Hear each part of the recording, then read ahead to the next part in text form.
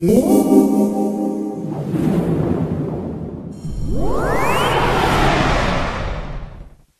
this podcast, we're going to have a bit more of an in-depth look at editing audio. We've already had a bit of a look at editing audio within the arrange window when we looked at MIDI, but I'm going to show you a few different ways that you can bring audio into Logic and manipulate it to make the sounds that you want to make. To start with, I'm just going to show you how to bring in audio from outside of Logic. So basically audio other than these loops, if you remember from the other week, that you can get that come pre-packed with Logic. All you need to do is just create yourself a new audio track, like before. And the easiest way to do it is to open up your Finder, find the audio that you want, which I've chosen just from another track that I've done. All you have to do is drag and drop it into the arrange window. And as you can see there, it's come up. So let's just have a quick listen to that.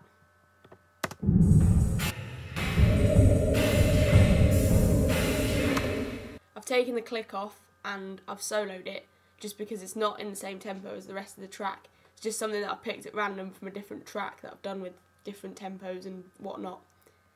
So we'll have a little look at editing. Double click on it like you did the MIDI the other week, and as you can see, you get your waveform come up of the region that we've selected.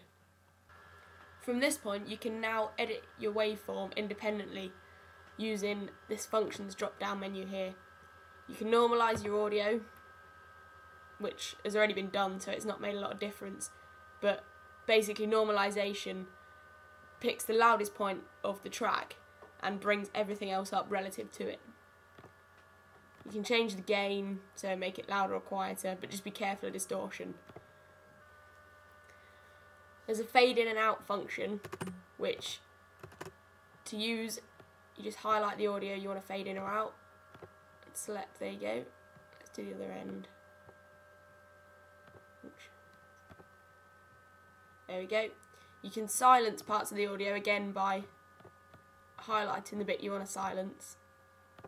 There we go. And the last one I'm going to show you is just reverse. So you need to make sure everything's highlighted, and you can just reverse the audio. So let's have a listen to what that's done.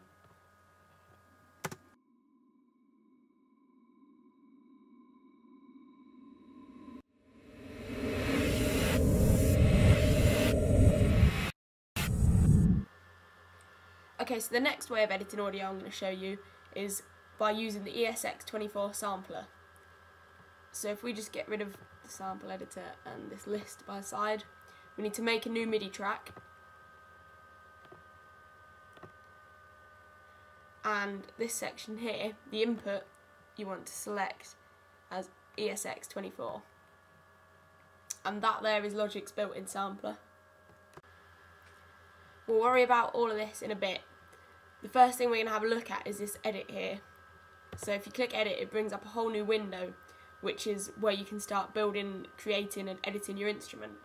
So it works in the same way as getting audio files into the arrange window. You just need to pick your samples and drag and drop them into the instrument editor. Okay, so we've got our two samples there, and they correspond to these two lines down the bottom. So that blue highlighted line there is the key zone for your kick drum, and all you have to do to shorten that is just drag and drop each end.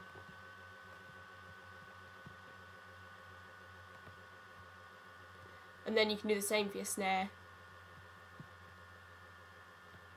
I'm only using the kick and snare just as an example. You can put literally anything you want into this sampler. So anything from like pads to synth leads to a whole drum kit.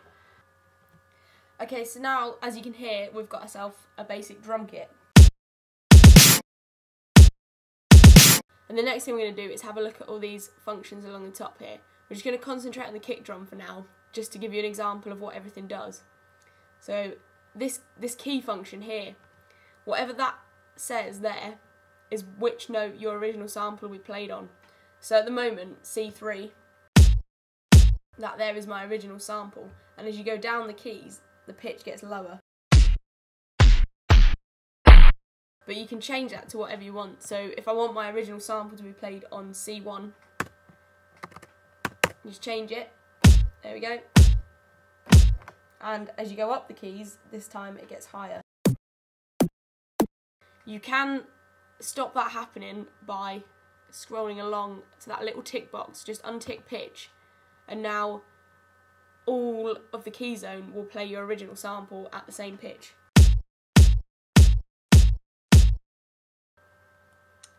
The key range here is just a manual way to change the key zone. Instead of dragging it, you can just change this. As you can see, it just changes the key zone there. So high and low.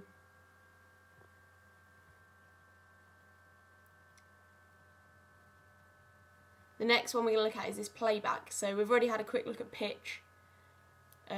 This, I don't know if you can see that, but it says one shot. If that's ticked, no matter what the length of the sample, all you have to do is hit the key once and it will play the whole sample all the way through. But if it's unticked, the longer you hold the key down for, the more of the sample it will play. Reverse is pretty self-explanatory. If it's ticked, it will just reverse the sample. There we go. This sample just changes the length of the sample itself. So at the moment, it starts at 0 and ends at however many samples there are in it. You can change that so it will start at 1,500 samples and end, well, whatever you choose really. So you probably won't notice that much of a difference unless you do it very drastically. Loop on and off just loops the sample, so one hit and it will just keep going.